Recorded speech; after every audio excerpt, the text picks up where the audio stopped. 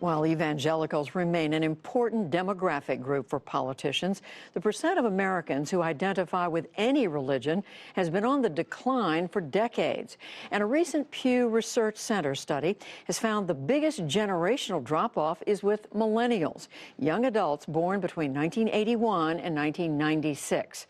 Kat Wise reports from Southern California on the young people who are changing their beliefs and the efforts by some faith communities to bring them back.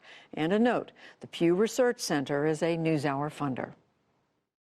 We're all together in this thing. A Sunday service that is part therapy session. Imagine how that would change the trajectory of your life. Part stand-up comedy routine. I was this, and then I was this, and now I'm this. Give a little bit. And part live concert. Give a little bit of my life for you. What's up, guys? How are you? All followed by a round of beers with your pastor in a rented CrossFit gym. This is not your grandmother's idea of church. We want everyone to be able to hear the good news, so we had something right in the back. Do you have good news? Welcome to New Abbey, a Christian, LGBTQ affirming, progressive, family-friendly church in Pasadena, California. God, we thank you all of the time. It was started 6 years ago in the living room of this guy. For all of the ways that we don't believe that we're human enough or good enough. Or Corey okay Marquez is a enough 34-year-old ordained pastor who left a larger evangelical congregation after he saw many of his own friends were no longer interested in attending church. When you were talking to your friends about why they didn't go to church, what were you hearing from them? This isn't relevant for me. Sexuality, that's a big one. Like, the church is not honestly talking about sexuality. You can ask my wife. Sexuality is not a taboo topic here. Marquez's fellow pastor, Brittany Barron, speaks openly with the congregation about being a lesbian, and many of those who attend are from the LGBTQ community. The congregation has grown from 20 to 400 over the last several years. It's less about form and more about content. That people want something that actually matters for their lives. So if the content is literally not healing you, connecting you to something bigger, then you're wasting your time. New Abbey is one of a number of new religious organizations popping up across the country trying to appeal to young people who are increasingly leaving the religions of their ancestors. According to an October report from the Pew Research Center, 76% of the baby boomer generation describe themselves as Christians. In contrast, only half of millennials identify as Christians. 4 in 10 say they are religiously unaffiliated, and 1 in 10 identify with non-Christian faiths. This is what interests me, like if people say they feel nothing. Diane Winston is a professor of religion and media at the University of Southern California, who has been studying religious trends among young adults.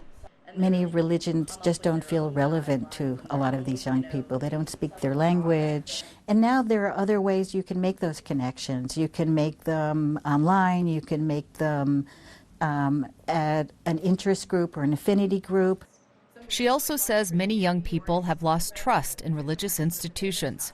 There's scandals, the sexual improprieties, these problems of, pedophilia, of sexism, of misogyny. Why would you want to give your time and money to an institution that countenances or protects people who do these kind of things? Some of those turned off by traditional religions continue to seek fulfillment in other ways. According to Pew, 3 in 10 adults ages 18 to 49 now identify as spiritual but not religious. One of those who has made the switch is Jason Perez. The 32-year-old from Los Angeles was raised Catholic and attended weekly services with his family. But he says he never felt truly connected to the church and left in his early 20s. As a queer person, the Catholic Church is unsafe. I go to church and I'm immediately sinful. It's this feeling of not being able to show up fully myself.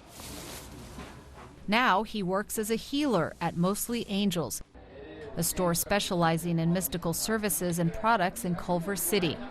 Perez says there's been a significant uptick in business over the last 3 to 5 years. We're not sold on the old fantasy of what the church can provide you, what spirituality, structural spirituality can provide you.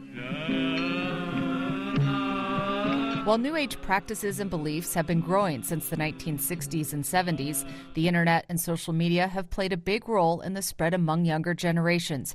More than 60% of adults ages 18 to 49 have at least one New Age belief, according to Pew, and many are turning to new horoscope apps and online astrologers for guidance.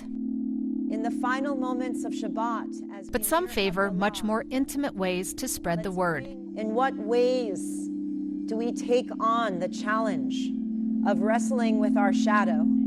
At the Open Temple in Venice, California, Rabbi Lori Shapiro incorporates a variety of New Age practices, even a colorful bus, to reach new people in the community. There are a lot of reasons why people have fallen away. I think the least of which is ideology. People are hungry for these ideas. We just need to make them accessible again. But many faith leaders aren't rushing to change long-held practices and beliefs in order to keep young people in the pews. The story goes on to tell that while he was teaching... Reverend Mary Miner is the pastor of Brookins Kirkland Community Church in Los Angeles' Inglewood neighborhood. The church once had 10,000 members. Today, there are about 300, and many are older adults. Do you feel, in an effort to reach younger people, that the church might need to change its views on certain issues, like gay marriage, for example? I don't think the church needs to change that. My denomination does not believe in gay marriage. However, my denomination embraces those that are of the LGBTQ community.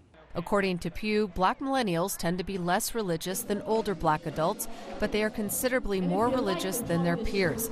Reverend Miner says she's concerned about losing so many young people in her church and worries they are missing out on an important aspect of religion, community. When you're not assembled with believers, then you feel like you're on an island all by yourself. Paul's trying to do two very important things. First, he's trying to give you a new understanding of who God is. Back at New Abbey, Pastor Corey Marquez says a sense of community is what's bringing people back Sunday after Sunday, and their approach isn't all that radical. I've never opened a door in Christian tradition where I found that I was the first person there. There have always been people, monks and priests and nuns and theologians and philosophers who've been asking these questions for thousands of years. Once the congregation finishes pondering life's most ancient and enduring questions, they get to celebrate with pizza and cold beverages. For the PBS NewsHour, I'm Kat Wise in Pasadena, California.